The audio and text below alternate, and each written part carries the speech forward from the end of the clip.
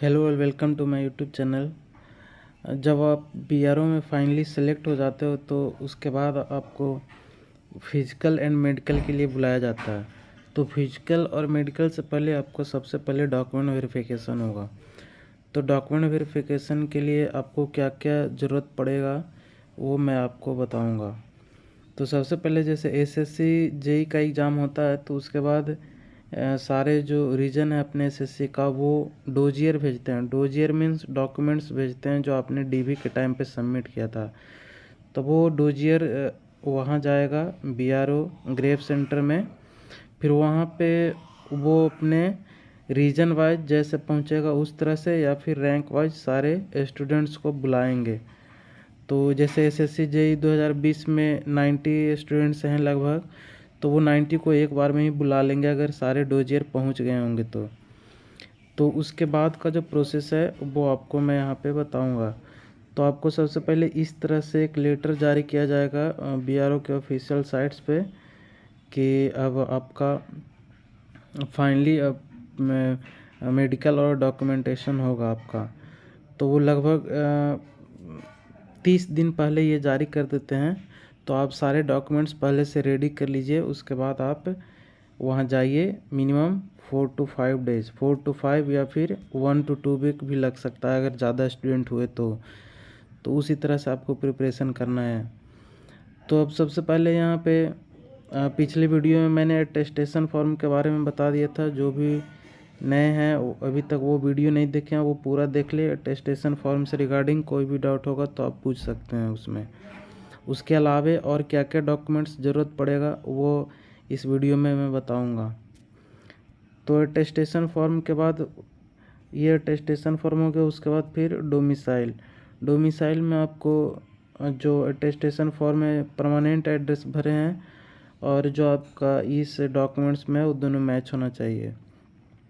उसके बाद educational qualification, उसमें जो मार्कशीट है तो मार्कशीट में आपका नेम और फादर्स नेम मदर्स नेम ये स्पेलिंग बाय स्पेलिंग और स्पेस दोनों मैच होना चाहिए, नहीं तो आपको एफिडेविट लगेगा, वो एफिडेविट बनवाने पड़ेंगे आपको। उसके बाद कास्ट सर्टिफिकेट है। कास्ट सर्टिफिकेट जो है वहाँ वो जो बीआरओ या फिर सेंट्रल फॉर्मेट में दिया रहता है वो ज़रूर बनवा लें और राउंड सील उसमें लगवाना पड़ेगा आपको। उसके बाद मैरिज अगर हो रखा है तो मैरिज सर्टिफिकेट लगेगा। एज रिलैक्सेशन और एक सर्विसमैन नो ऑब्जेक्शन सर्टिफिकेट अगर आप दूसरे जगह कहीं जॉब करते थे तो वो होगा। अब फिर उसके अलावा 10 फोटोग्राफ्स ले लेना है पासपोर्ट साइज़ का। ये सब आपको वहाँ ज़रूरत पड़ेगा अभी डॉक्यूमेंटेशन के समय। तो ये जो लेटर है ये सबसे पहले आपको आएगा बाय पोस्ट आएगा।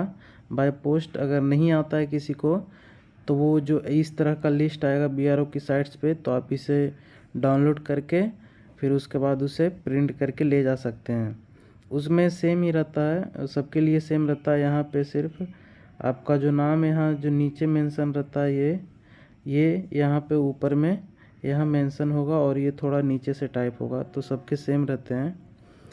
और यहाँ उस कैसे हम लोग को रिपोर्ट करना है वो मैं आपको बताऊंगा। अब जैसे ही आपका डॉक्यूमेंटेशन हो जाएगा उसके बाद आपको फिजिकल के लिए बुलाया जाएगा जो कि नेक्स्ट डे होगा, और नेक्स्ट डे मॉर्निंग में ही बुलाएंगे आपको रनिंग के लिए। तो रनिंग के लिए आपको 1 माइल रन करना होगा 10 मिनट के अंदर में। तो फिजिकल के लिए वही है सिर्फ, और ज़्यादा उसमें नहीं है। और फिर मेडिकल के लिए कौन कौन से डॉक्यूमेंट्स ले जाने हैं वो मैं आपको बता दूंगा। तो यहाँ पे देखिए आपको सबसे पहले सीबीसी यूरिन और ब्लड ग्रुप और आरएच टाइपिंग ये आपको पहले से ही प्रिपेयर करके यहाँ से ले जाना पड़ेगा। तो आप किसी भी सीजी यहाँ लिखा हुआ है कि किस अप्रूव्ड है कहाँ कहाँ से, वहाँ से आपको बनवाने पड़ेंगे। तो ब्लड और यूरिन टेस्ट आप करवा कर इसे अपने पास रख लें, जो कि 1 मंथ से ओल्डर नहीं होना चाहिए। यहाँ लिखा हुआ है कि 1 मंथ जब आपका मेडिकल एग्जामिनेशन है, जब आपका रिपोर्टिंग है, उसे पिछले 1 महीने के अंदर का होना चाहिए। तो वो आप ले लें इसे। उसके बाद आपको जाने से पहले क्या करना पड़ेगा, आप अपने ईयर को क्लीन करवा लें, और उसके बाद जो ग्लासेस वगैरह हैं वो चार्ट आता है जो आई टेस्ट में जिससे कन्फ्यूजन है, वो चार्ट पहले से प्रिपेयर कर लें या फिर उसे देख लें क्या क्या है। फिर आपको मेंटली प्रिपेयर होना पड़ेगा। आपको प्रॉपर सेविंग करके जाने हैं प्राइवेट पार्ट्स, और ऐसे भी इसमें आपको मेडिकल के टाइम में ज़रूरत पड़ेगा, क्योंकि वहाँ पूरा आपको एक भी बॉडी पे कपड़ा नहीं होगा जब मेडिकल एग्जामिनेशन करेंगे तो उसी हिसाब से होगा आपको। तो मेडिकल के बारे में मैं बाद में बताऊंगा, और फिजिकल के बारे में अभी डॉक्यूमेंट्स क्या क्या ले जाने हैं उसके बारे में बात करते हैं। ये लिस्ट दिया हुआ है जो कि वहाँ लगा हुआ रहता है, तो ये उसका फ़ोटो है, तो आप देख लीजिए इसमें क्या क्या लिखा हुआ है। तो सबसे पहले 10th का मार्कशीट और सर्टिफिकेट, और 12th का मार्कशीट सर्टिफिकेट, और डिग्री आपके पास है तो डिग्री का टोटल 8 सेम का मार्कशीट 1 to 8 और सर्टिफिकेट, और उसके बाद कंसोलिडेटेड अगर अलग से है तो उसका भी ले जाना है।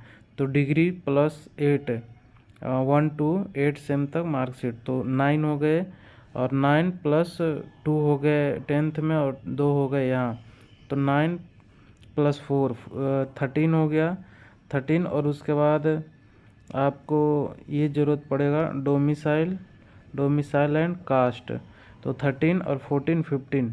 तो ये जो 15 जो आपके पास है इसका 6 कॉपी भी ले जाना है, तो 15 + 15 × 6 90 आपको टोटल ले जाने पड़ेंगे, और वो भी अटेस्टेड करवा कर। तो काफ़ी लंबा हो जाता है ये।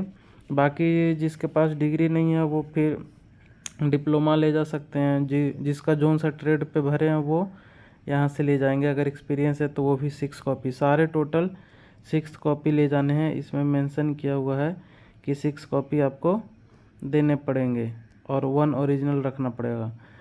तो अब इसमें ये टेस्टेशन फॉर्म भी साथ ही रखना पड़ेगा, ओरिजिनल पैन कार्ड, आधार कार्ड, एफिडेविट जो कि नॉट एक्सेप्टेबल बाय नोटरी, आपको फर्स्ट क्लास मजिस्ट्रेट से ही करवाने पड़ेंगे अगर ज़रूरत पड़ता है, तो ये भी आपको ले जाना पड़ेगा। फिर उसके बाद ओरिजिनल मैरिज सर्टिफिकेट, फिर अगर चिल्ड्रन है तो उसका birth certificate, NEFT mandate form आप लोग डाउनलोड कर लेंगे गूगल से।